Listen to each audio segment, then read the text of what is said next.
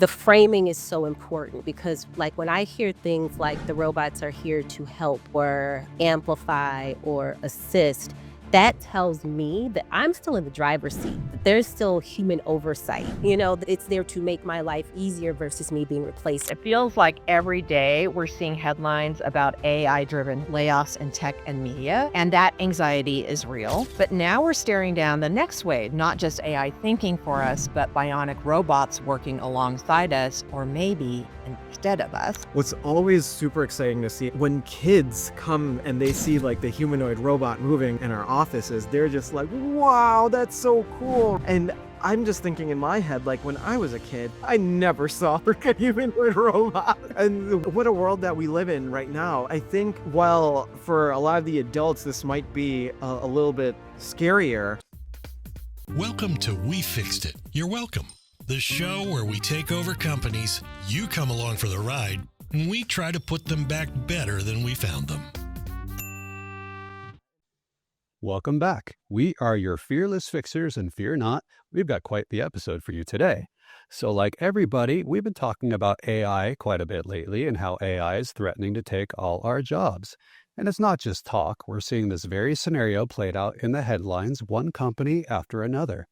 But we've all been so busy speculating and fretting about AI replacing us that we forgot to check on the robots.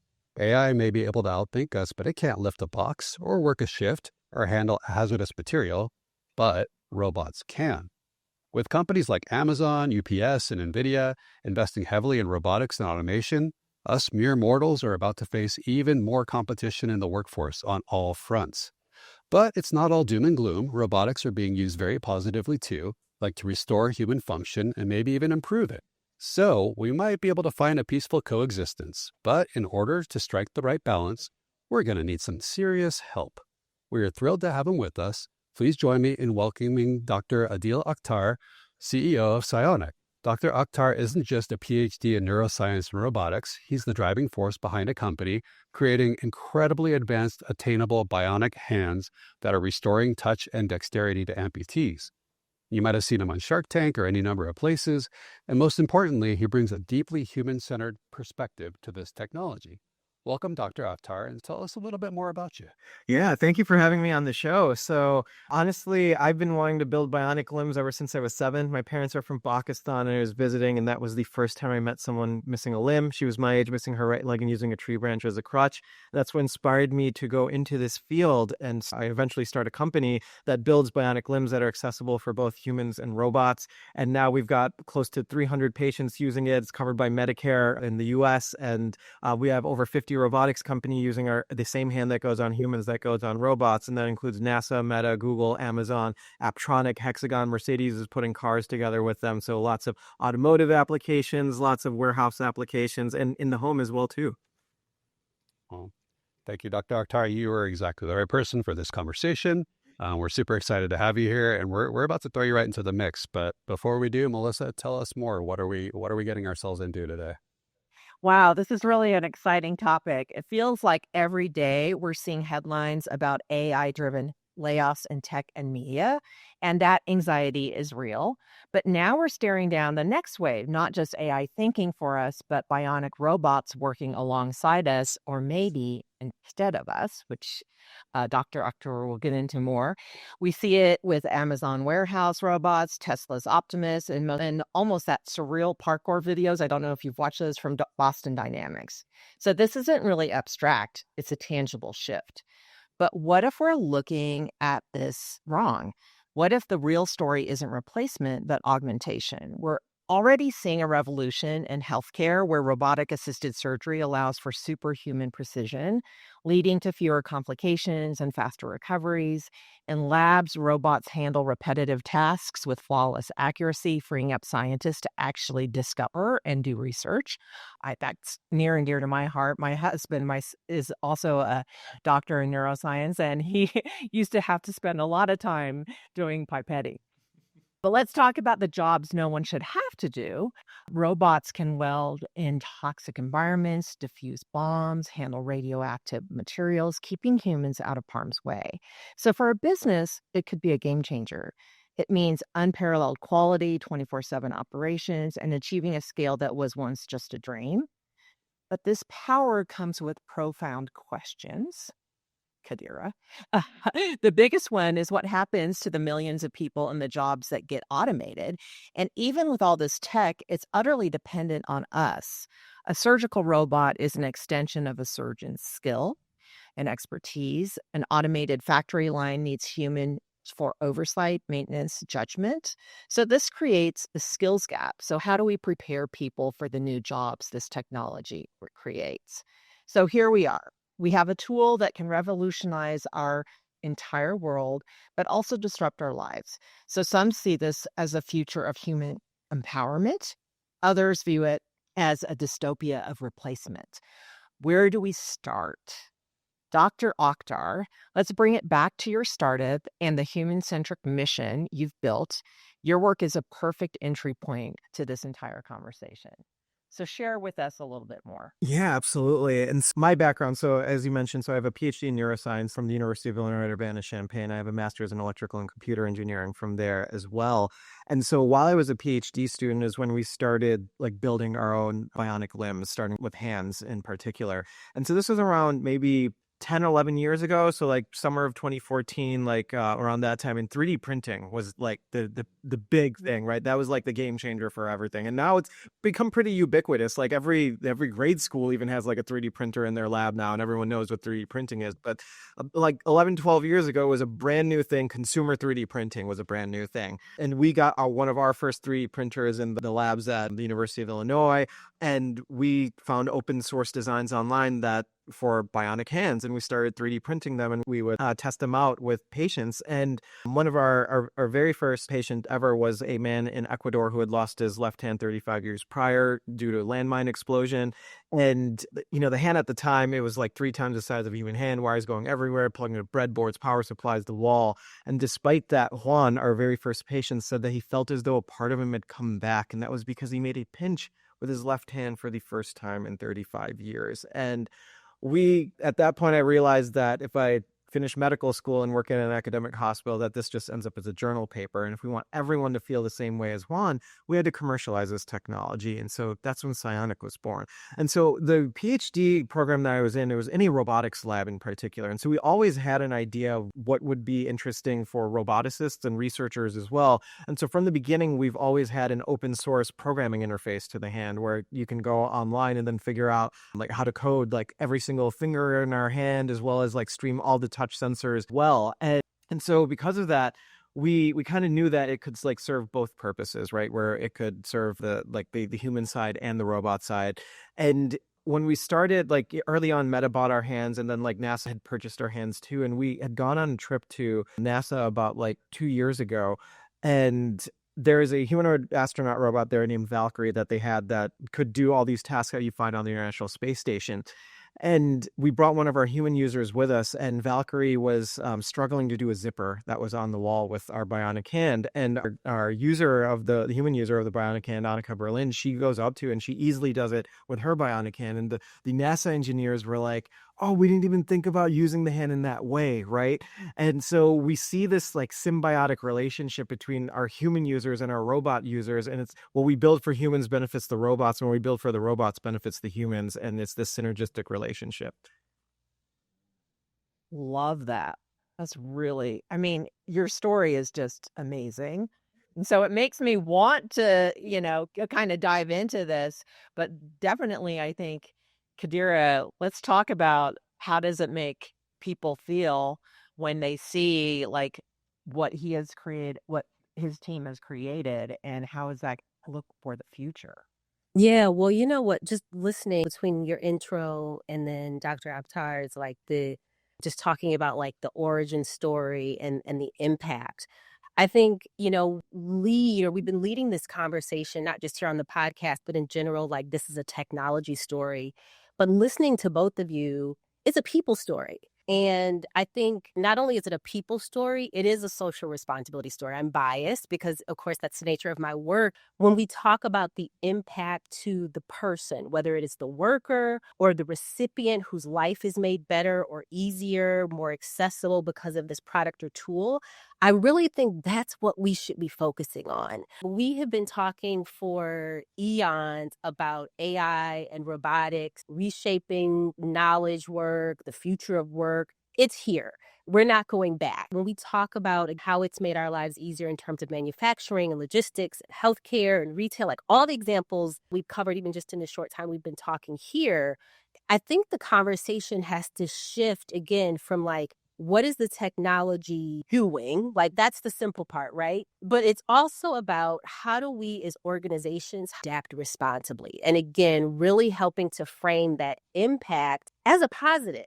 I think from a workplace and a culture perspective, companies are really going to need to double down and get really clear on their value because it's easy to talk about innovation and efficiency, right? Like those are the buzzwords when we talk about technology across the board. And that's fine. We want to lean into that. But I think just, Melissa, as you were talking about in your intro, we have to make sure that this progress doesn't come at the expense of people. And again, how are we framing that conversation? Because there's an opportunity here, there's an upside.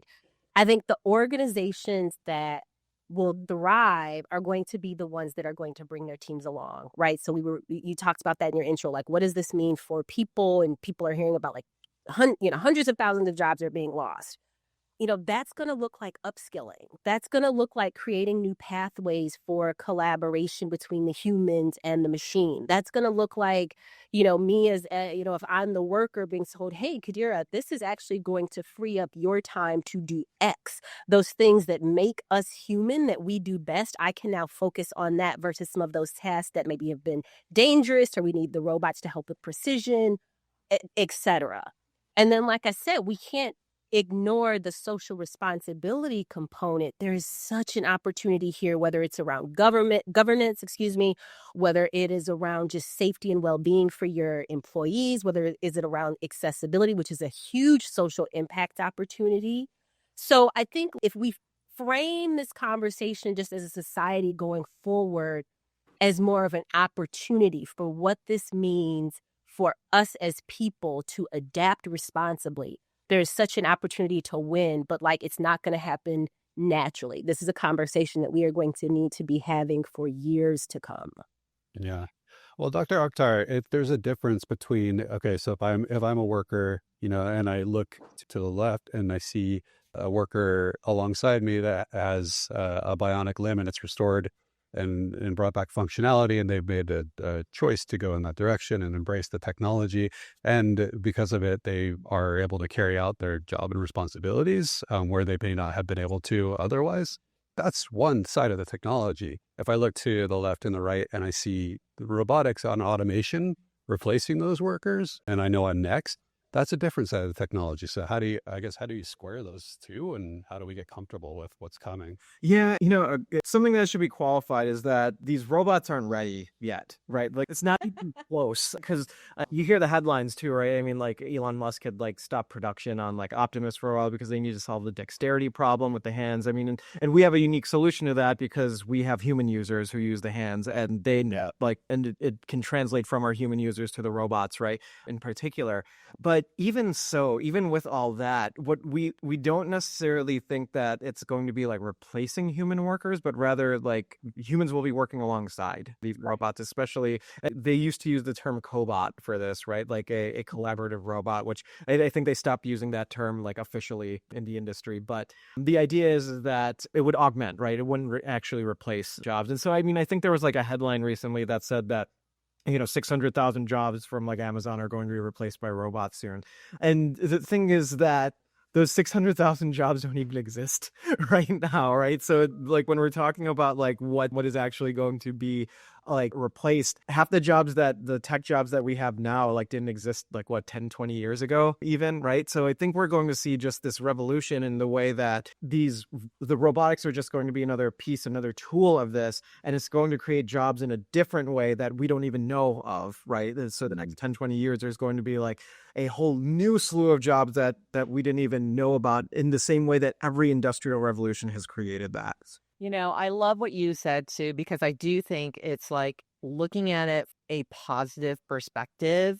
I know we're fearless fixers here, and we usually look at the consequences of actions and decisions. So if we paint the picture that, for example, construction worker has a bionic exoskeleton or whatever it might be, meaning that they can lift heavy beams all day without a debilitating back injury that extends their career. That's a great thing, right? You've seen that in Alien, the movie, right? But I think about that from an operations perspective. I come from the insurance world and workers' comp, and those kind of soft tissue uh, injuries are devastating and super expensive to the contractor and the business in general. Oh, absolutely. You know, we, Sorry, if I could just jump in on that too. I mean, that's one of the big things is that I think some of the times the way that these technologies are framed, they're replacing jobs and things like that. And they always talk about in terms of like, efficiency and like the ROI, which are important business metrics. But at the end of the day, the value that it needs to bring is to the humans, right? You bring up a very, very good point that one of the big values there is the backbreaking labor that humans are doing in these workplace environments. And I mean, so for example, our hand can hold like 140 pounds, right? And so it can handle like a very, very heavy like load. And humans typically aren't supposed to do more than 50, right? We were working with some of our clients, and one of them like has like this bag of like giant dog food that they want to be able to like move from a shelf. And like this bag of dog food, it's 50 pounds. And so when you look at it, it's like, oh no, that's not 50 pounds. And then you like lift it up and you're like, oh my goodness, right? And I'm just thinking to myself that like, wow, I can't imagine having to do this like over and over and again, because this is just one bag of dog food. If I had to do hundreds of these bags of dog food, like, yeah, I would be in a lot of pain probably by the end of that. And if we can have a robot automate that and then have a corollary position where maybe there's someone who's programming the robot to do the task, or like supervising the robots on the human side, which is a job that doesn't exist right now, but it probably will in the future, then that could really help. And I think reframe that vision that this is assisting humans in that way instead of like replacing them. Yeah, I have had many roles in operations. One of them was in the warehouse and distribution, transportation, and a warehouse order picker. If they had one of those cobots or, somebody like that following them, carrying those heavy totes, right? This would be really helpful. They still need to be there to do the complex picking of the items or confirming that the items are correct in the actual bins. But the job shift from manual labor to assisted logistics management is a key thing. And so like Kadir, we could talk about more about that, about how do you prepare the workforce and for the future. Dr. Akhtar, you're talking about jobs that aren't really there today, but they should be. So that theme really is augmentation, not replacement, right? And using the tech and using the robotics to do those heavy, dangerous, maybe precise lifting, all those that a human can contribute their unique problem solving and their cognitive skills, and also the empathy that's necessary, to understand that there's something going on. This is many, many years ago, we thought we were getting tech forward in our distribution center, and we had everything going through barcodes and barcoded every item in the warehouse, this huge warehouse. And it still required every single night somebody to go in because things were getting stuck, but whatever was happening, it really wasn't just like any of the robotics actually keep everything moving. Yeah. So I love this idea of augmentation, but I think that there's then a gap about like understanding as a business and as a business owner and a leader, what do you do to prepare your human employees? Yeah, that preparation is key because we're qualifying it, saying technology is not ready yet. It's down the road. We're talking hypotheticals, but we said the same thing, or a lot of people said the same thing with AI. Like, look at this new technology and it's the novelty. But then all of a sudden we've come up in generations over the past, I don't know, 3-4 years, and it's infiltrated every industry for better or worse. So is it really like a future vision, or are we, 3-4 years away from the robotics technology just to get where the visionaries like you want it to be? I think there's the corporate responsibility that Kadira mentioned earlier, that it's the same with AI. You can't just say that you have AI in your process and not really dig into it, and also not prepare your teams. So there is responsibility, I think, at the top levels of every company to understand what the potential is of something as great as the robotics that Dr. Akhtar is bringing to the table. I think that we have the ability to have it be a hybrid type of workflow that has never happened. And in that scenario, it makes so much sense to bring your teams along earlier, right? I think that it comes from the top. The leadership has to be curious and engaged and want to know how to make this from a very intentional perspective, make it work for them in a way that doesn't alienate both their employees, their board, their customers. Because, I'm sure some people, there are a lot of people still scared of tech to a certain extent. But like when we talked about AI in education, it kind of feels like if you don't get on the boat, you're going to be lost. So And I do think, I mean, just to even kind of just double down on what you were saying, even about just the framing, I think and I may go out of order here in kind of my thinking process, but like the framing is so important because I don't know about y'all, but like when I hear things like the robots are here to help or amplify or assist, that tells me that I'm still in the driver's seat, that there's still a human oversight, that, that it's there to make my life easier versus me being replaced. So I think that framing part, like let's not lose that. That is so, so key versus folks hearing that like this robot is here to cut costs, which means I'm going to be cut. Right? I think then the communication is really important. And Melissa, like to tease that out a little bit more. So, like you said, leaders should be communicating, whether it's the CEO or managers, just on the why. People need to understand the why. They need to understand where they fit in. I think then companies also just, and this is more, kind of around that governance thing from a social responsibility, but internally as well, need to really be transparent.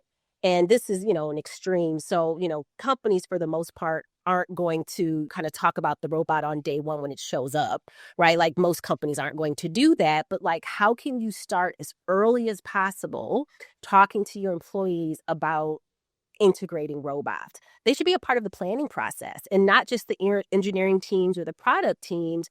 But, I think about those frontline workers that might be right alongside of that robot. How are you involving them in the process, right? So many times those frontline workers are the first to kind of go. In a lot of cases. And so how can you involve them, right? I think companies should also be investing in retraining programs. How can you, instead of cutting, how can you shift people into roles that might complement the new technology, right? Like, so are there opportunities for oversight, maintenance, programming, supervision? I think that ethical company or companies that really want to be responsible in terms of integrating these robots won't see this as a way of replacing people. And again, I know we all want to be good stewards around that. So I think, it's about elevating folks into higher value work. Retraining, retooling is the way to go here.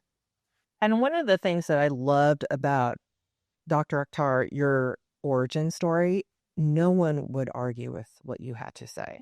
No one, right? It hit the heart. It wasn't about the ROI. Well, maybe a little bit, but it was really about the heart. And so I feel like when we hear something like that, that's what the boards and the executives need to think about, because everyone has an origin story. Mm-hmm. And so you can take his example of like how you framed your company and your mission. It's an amazing story. I mean, you're providing, just an amazing thing for so many people that need it. And I think that you can do the same thing in a company when you're saying, we're going to have a hybrid collaboration with robotics in the warehouse. And let's talk about the origin story. So remember when Aaron was the supervisor of the order pickers and he went to grab that tote of solution and it was a lot heavier than he thought it was. And he was out for over a year with a back injury that it's really never gotten better, right? So then all of a sudden you've got this like it connects to the team. Yeah. You see it, you don't see it as a threat. You see it as like, yeah, what they want is they want me here for the long haul, right? And like you said, talk about like, new types of roles. These are roles that we don't even know, right? Like, so, when we're talking about human assist, we don't even really know exactly what is going to happen, right? And so I think it's a great thing, but I love the idea of connecting it to an origin story that's relevant to your company, to your team, and also to whatever you're bringing in. So if you're bringing in robotic hands, who's a better person to tell that story than you, Dr. Akhtar, right? To come in and say, this is how it started and this is where it's going. And it's just think about the same kind of thing here at company ABC, right? And the ROI isn't just on the financial side, right? The ROI is on the human side as well too. Exactly. And That's right. is if we aren't bringing value to the humans itself, then like what's the purpose even in the first place, right? And I think and we're talking about like framing, like how do you frame this all, and it all boils back down to like what is the value that is bringing to the humanity, like humanity in general, and like is it pushing humanity in a better direction? And yes, if it's resolving healthcare issues and like and things like that, then obviously then that's going to be a good ROI as well as just on the financial side. And honestly, that's the reason why it's financially viable, because you are saving money from humans being like injured in the workplace, right? Yeah. Sure. Yeah. Well, marketing is framing. Framing is marketing. So actual value, it restores functionality and it brings, there's a human centric element to it. That doesn't need reframing. Like that's real. When we're doing this anyway, and we're automating our workforce and it's too bad for you, but it's progress. That's framing, right? Then you bring in Steven Spielberg or whoever's for sale and you make this, really expensive video and you get nice narration and voiceover and you show the shiny metal from a nice angle and all those things. That's reframing, saying progress is moving ahead without you, and here's what the future looks like, and we're in it now, and all those things. So I guess I'd make the distinction between the two. If it's actually providing at the human level, individual level, and even at the corporate level, if it's benefiting and enabling and there's parallel progress, you don't need to spin that story. If you're doing it to the advantage of some and the disadvantage of others, that's marketing. And something else I want to point out here too is that companies like Amazon and a lot of the automotive companies have been using robots already for like over a decade Sure. now, right? I mean, with Kiva systems, like the robots that go underneath the shelves and then move the shelves over, and humans have been interacting with them already in those environments. So it's really just an extension of that, right? Where the Kiva robots didn't really take away people's jobs; they just were doing things that people weren't doing yet. And so it created this entirely new industry, right? And the same thing with like the Kruger arms that are like, painting the cars and like doing all those automations on that end. And humans are already working alongside those robots or that work with them in some capacity, right? So it's not like this is a new thing in that regard that hasn't been done before. Yeah. If it's not new, then why? Which I totally understand, but we're seeing it more in the public consciousness. That's I think Yeah. the thing, right? Yeah.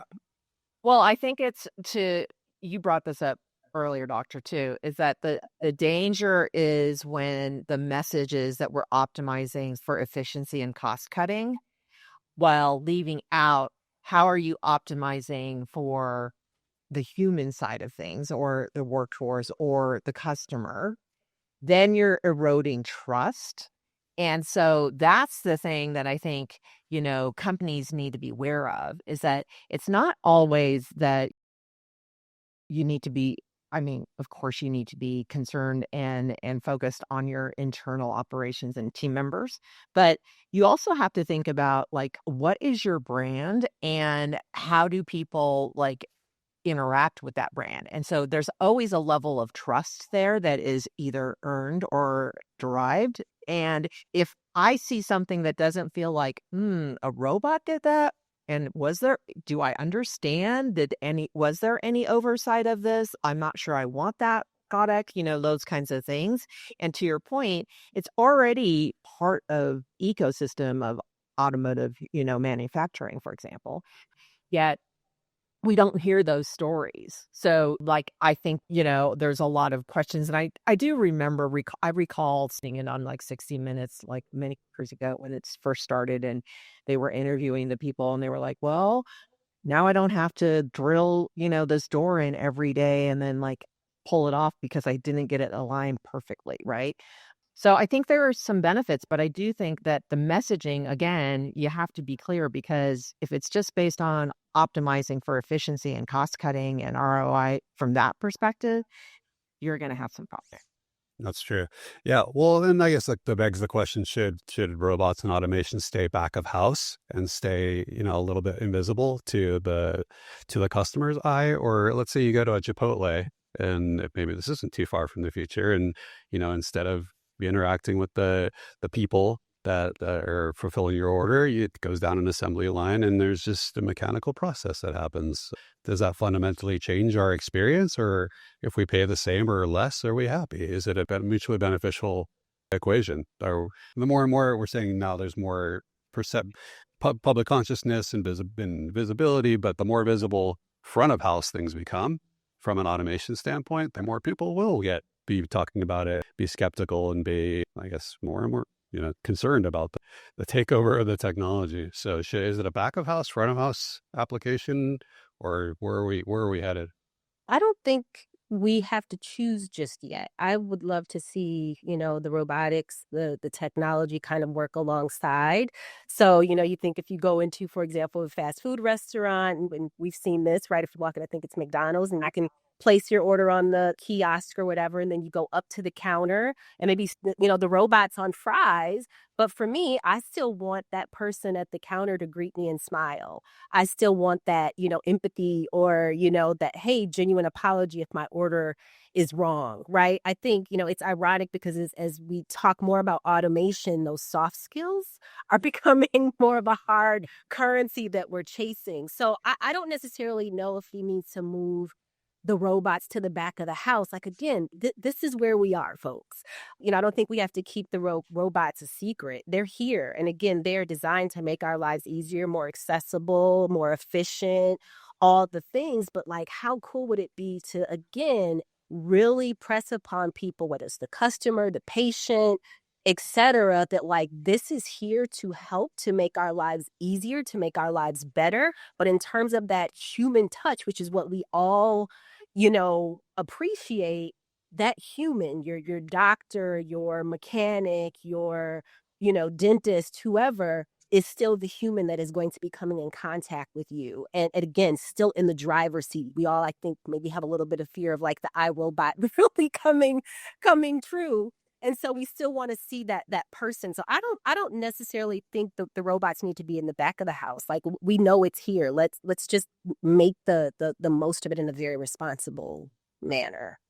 I love what you're saying. And I also think that we need to consider that we have such a diverse workforce, for example, in terms of what everyone does, right? There's sitting at a desk, there's customer service, there's, all the things, working in a warehouse, driving a truck, working on a roof of a house, whatever.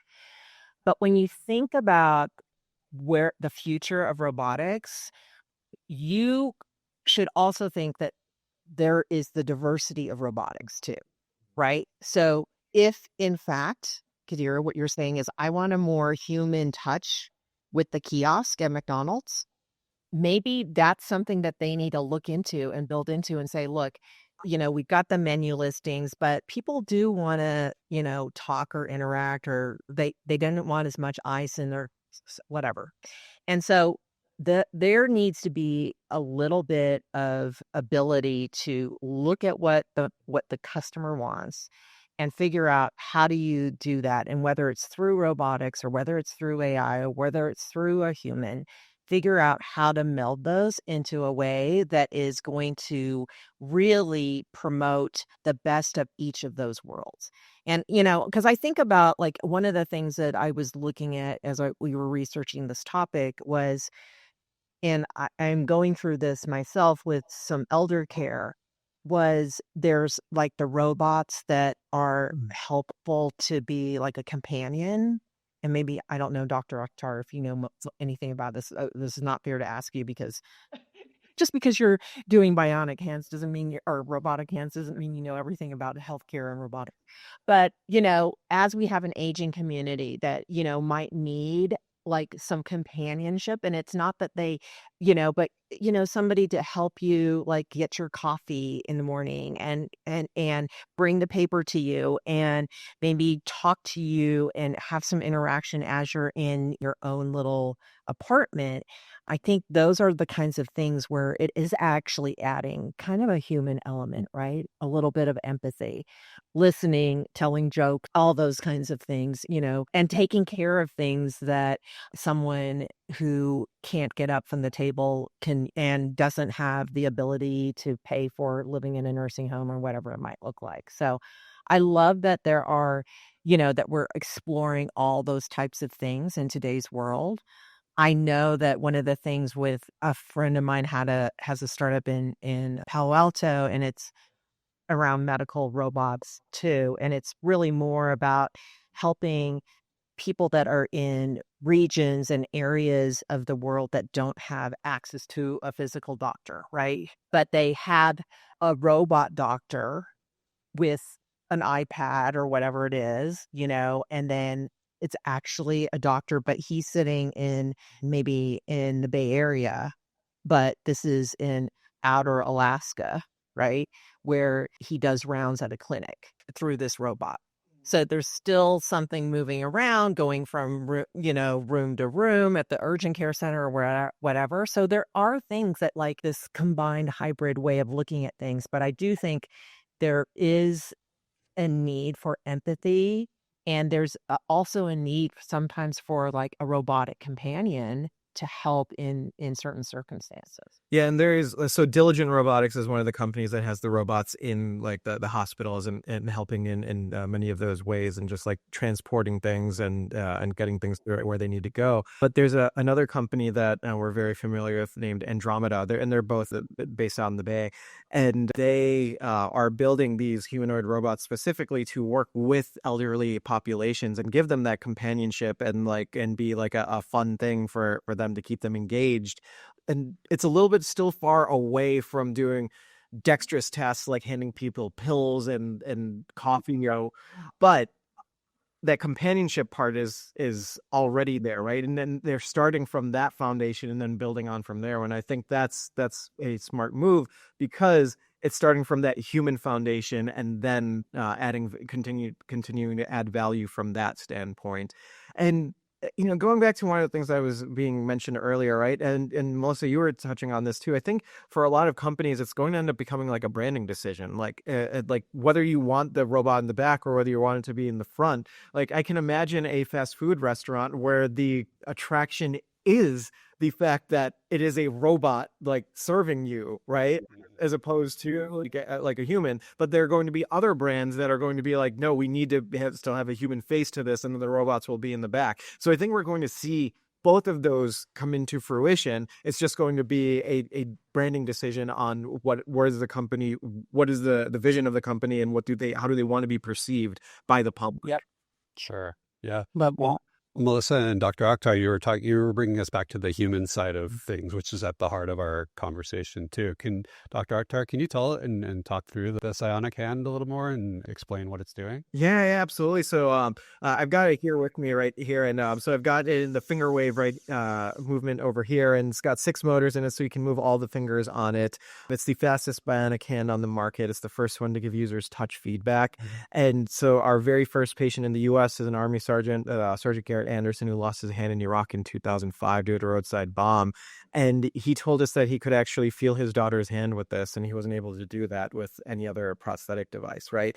And it's those things in particular, right? It's not just that, oh, we have like this feature that has touch feedback and we've got all these sensors in here. No, it's what is the value that it brings back to the human user, right? For Sergeant Anderson to be able to feel his daughter's hand, that's why we do what we do, right? That's why people want to buy our hand and get our hand, is because it enables them to do these things in their daily lives that bring value and joy to them. And that's why we do it, right? And so this is I can pop the hand off of this, and everything is self-contained inside of it. So we can actually put this on a human, we can put it on a robot arm, we put it on a robot dog, humanoid robots, industrial robots as well too.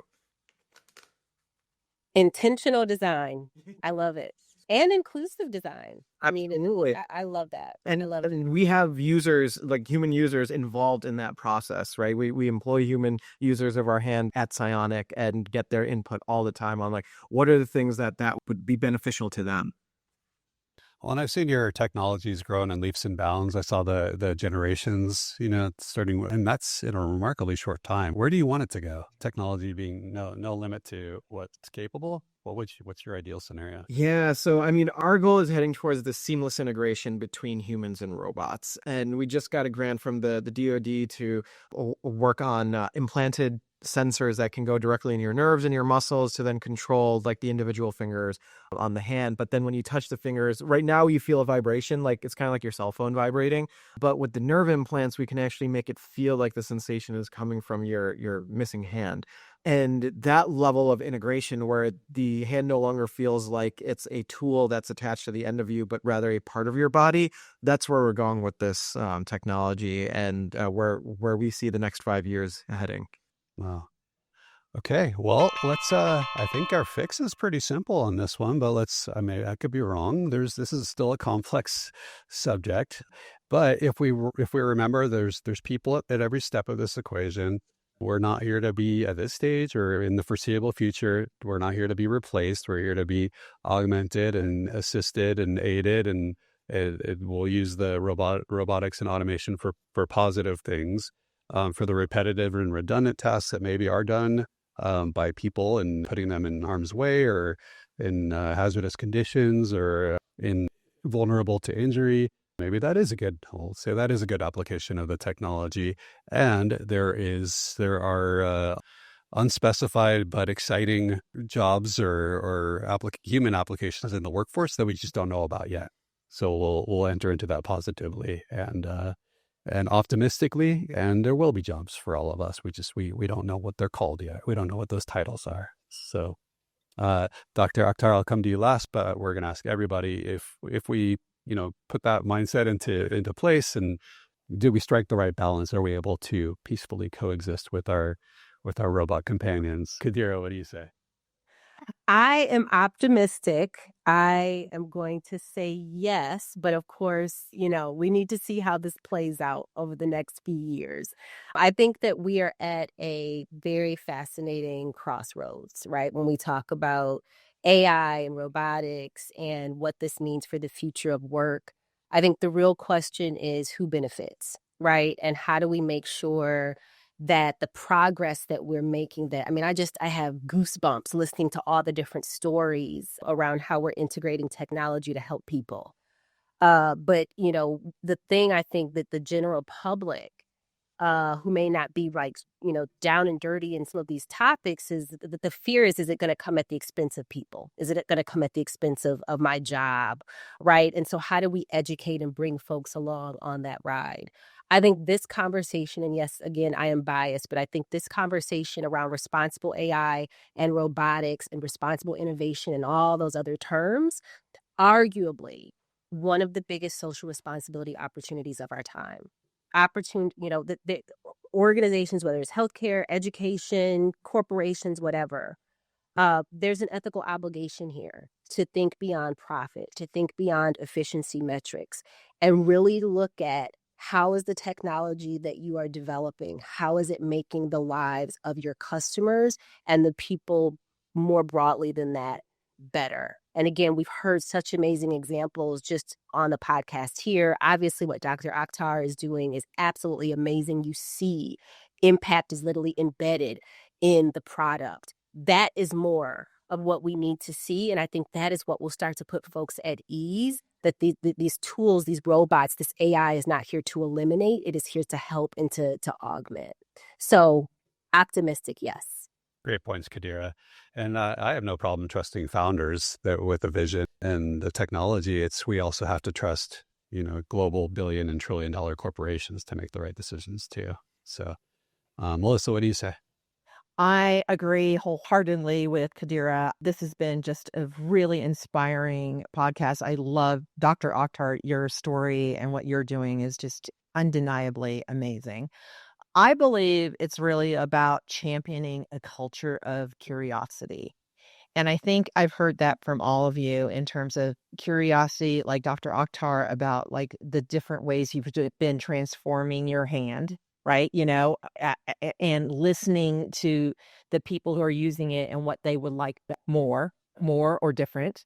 And so I think that's a big key fix for companies today. And that's just in general, that's not even about robotics. That's about everything, that they should always kind of come from it from a point of curiosity.